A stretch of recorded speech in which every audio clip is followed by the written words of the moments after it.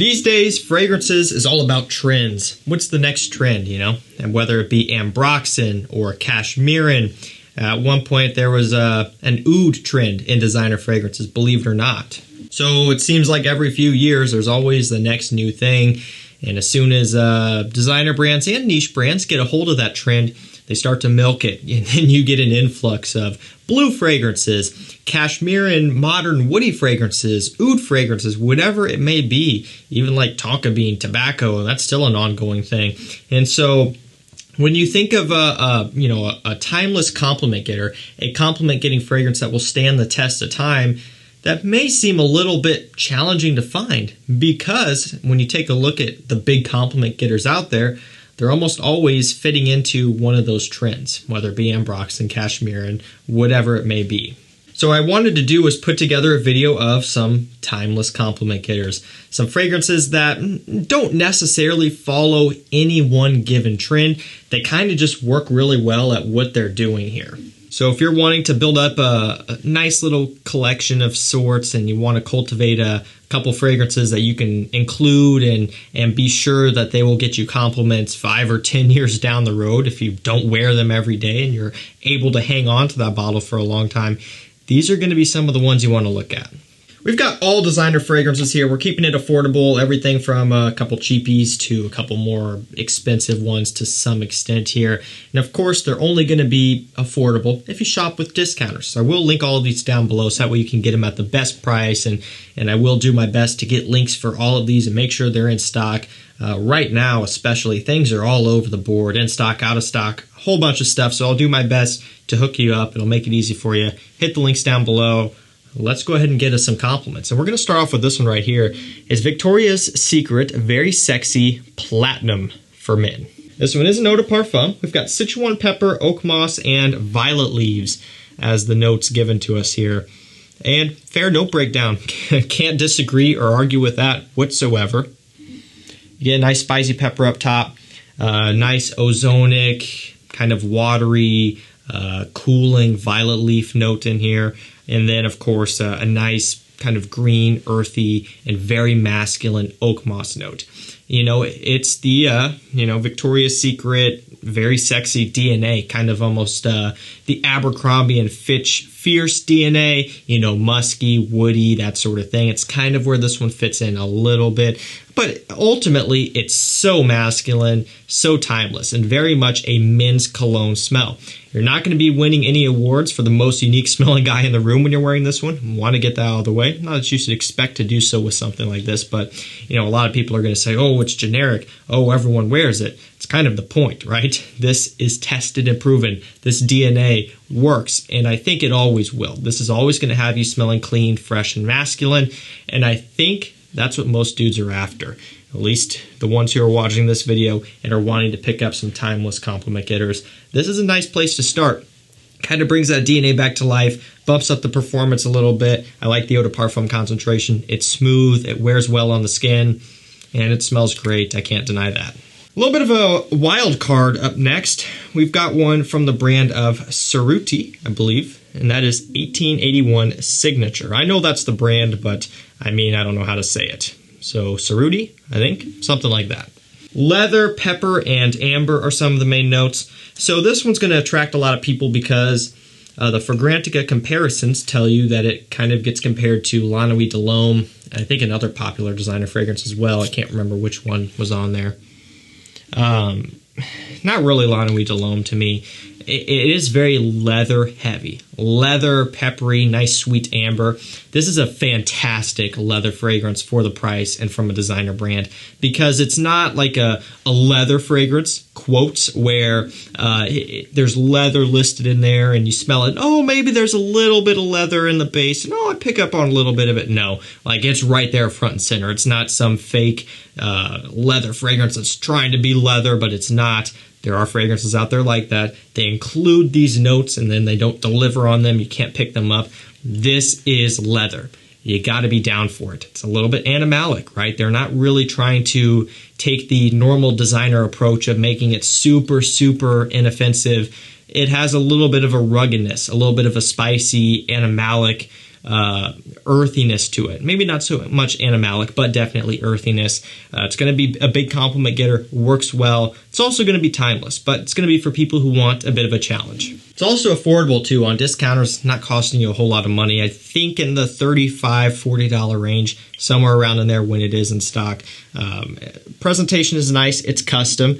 You've got the 1881 in the back. I didn't know what that was until I made a fool of myself, and my girlfriend was editing the video, and she was like, "That's 1881, dude." I was like, "Oh, this must be their logo." No, it's 1881. It's clear as day now. I can see it now, but when I was recording the video, I didn't see it. So there you go, 1881. Tell all your friends. That's what that is. Super cool looking bottle. Love it. Love the smell. Love the performance. Love the quality. It's not talked about a whole lot, but I would encourage you to give this one a shot. Let's go over to a Ferragamo. Coincidentally, another leather fragrance. And this is kind of the thing I was referencing there with the CERRUTI. This is Ferragamo. Okay, so it's Salvatore Ferragamo. And then this one happens to be the intense leather version. So it has leather. If anything, it smells a little bit like Tom Ford's ombre leather because it's leather, it's violet leaf, it's ozonic, it's fresh. But this is what I was talking about where, okay, in this one you do pick up on the leather, but it's not challenging to any degree. It is very much a toned back, fresh, and designer level leather. I knew that was going to happen, and that's why I messed myself up. Let's try it again. It's a toned back, designer level. I just did it again. It's a toned back, designer level leather. That's tough. Say that at home 3 times fast. Don't just make fun of me until you try it yourself. A lot of you will probably nail it though. But that's what it is, right? It's very fresh. I don't even know what I have listed for the notes here. We've got leather, orange, apple, and earthy notes. Not a whole lot of an earthiness from this one, even though they do list that there. You get more of an earthiness from the CERRUTI. But if you want to play it safe and you still want to get into a leather fragrance, check this one out. And it's still going to remain a timeless scent, and it's still going to get you compliments. Let's go over to a Diesel up next. We have Diesel, Spirit of the Brave, Intense.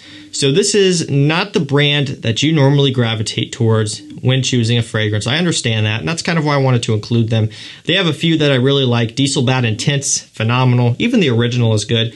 But Diesel Spirit of the Brave, the fist bottle, Bro Fist, is actually pretty good.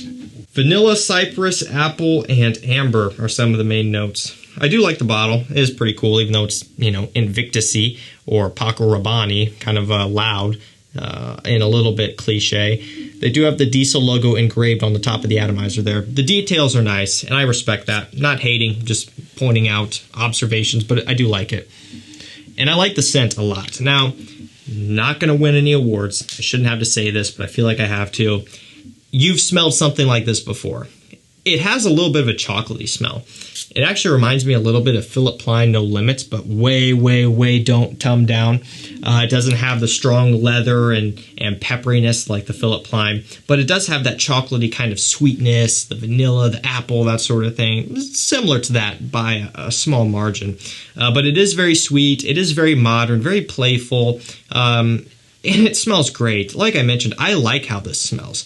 Now, I also have a bunch of wildly expensive niche fragrances sitting behind me, and I'm still not afraid to admit that I enjoy how this smells. Will this hold up against any of these niche fragrances all back here and up over there? Roja, Kilian, Xerjoff? Absolutely not. But also, this will probably outperform a good majority of those in compliments. That's what we're here for. And also, price point, this one takes the cake, no brainer. Vince Camuto, Eterno, is up next. Love how this one smells. Kind of underrated, easy to overlook, kind of blends in. It's inconspicuous, but it smells very nice. Saffron, mint, cedarwood, and patchouli are some of the main notes. It's got this kind of fake leather wrap with some stitching on the back of the bottle. It's okay. It's not my favorite. I wish they would have kind of stuck to just glass and changed the coloration of it for this line. This is okay, but it almost does kind of dumb down the presentation, even though that's not what they were going for. They were going for a more, luxurious feel. Oh, this leather, but you could tell it's fake. And it just kind of looks a little bit tacky, but the scent itself is nice. It's unique. I mean, you can see it from the note breakdown there as well. They're using saffron, which for a designer fragrance of this price, It's a little bit unheard of. You know, it is fresh. It's a little bit sweet, spicy. Doesn't necessarily smell like any one other thing, but still does have a familiarity to it. So that's kind of nice in the context of this video because we're looking for compliment getters that will work for years and years to come. And to me, this one absolutely does that. And also, it's affordable. So we're going to go to what is probably going to be the most expensive fragrance in this list from Valentino. So we're really stepping up the ranks here. This is UOMO and the giant, hefty, chunky, what is it, 150 ml bottle? Yep, 150 ml Eau de Toilette UOMO. So get a load of this note breakdown. We've got hazelnut, chocolate, leather, coffee, probably amber, maybe some tonka bean as well, I believe. If that note breakdown doesn't sell you on this one, I don't know what will. For me, I got UOMO Intense and Born in Roma and some of the others before the original. That happens a lot with me, but I just never really looked into it until I actually did look into it for a buying guide, and I saw that note breakdown, and I almost overnight shipped this thing to me. I actually might have. I'm like, how have I been missing out on this for so many years? Hazelnut, coffee, chocolate, sign me up. Iris? Maybe not. Is there iris? I don't think so. I don't know. And UOMO Intense there is for sure. But it smells amazing. I love it. Nice roasted coffee beans in the base. Nice, relatively wearable leather here. Hazelnut giving off a bit of a nuttiness. It's sweet. It's kind of inviting and warm. It's great for a date night, great for an evening out. To me, this is a really nice summer date night scent. I just featured it in a summer date night video. Also, summer nights out. You know, there's still a little bit of a fresh balance, but it also still is sweet and inviting and seductive. It's got a lot going on, and it does a lot right here, and I absolutely love it. I think this is timeless. I think it's going to go down in history as a great men's fragrance that will pull compliments for years and years to come. Valentino UOMO, pricey, but worth it. And we'll end it on a cheapie. Why not? It's a fragrance that I really like from a fragrance line that is very, very popular. This one is AZZARO Chrome Extreme. So we've got C notes, orange, and cashmere into some of the main notes. So this one smells shockingly similar to, if I can get it on camera, live, without dropping stuff.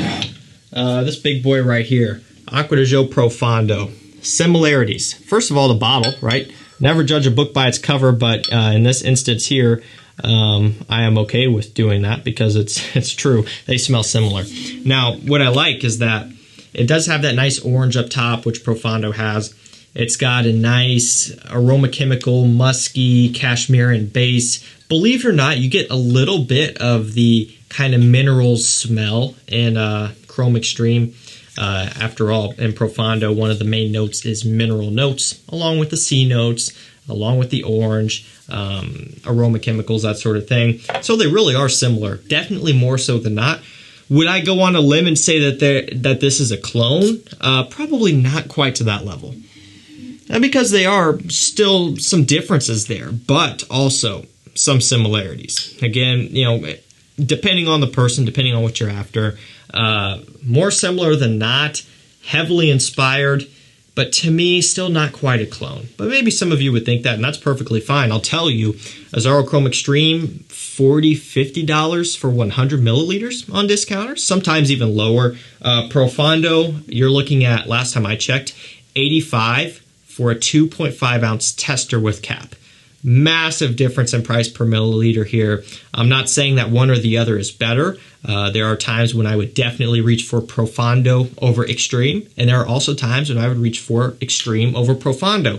Make your pick, but if you're on a budget though, Extreme is, it's the no-brainer here. Alrighty guys, that's going to do it for me. That is 7 big compliment getting fragrances for men that are timeless. They're going to stand the test of time. They're not really necessarily following a trend like a blue fragrance. And let's be real, blue fragrances are probably going to work for a long time as well. But my idea was to kind of pick and choose some things that are almost off in their own realm a little bit. They're just kind of doing their own thing, kind of being somewhat independent, but at the same time, they're still crushing it in compliments, and they will for years to come. I will provide links for all of these down below. That's going to do it for me. Thank you so much for watching. Stay safe and stay healthy. We'll see you tomorrow with another one. Take care.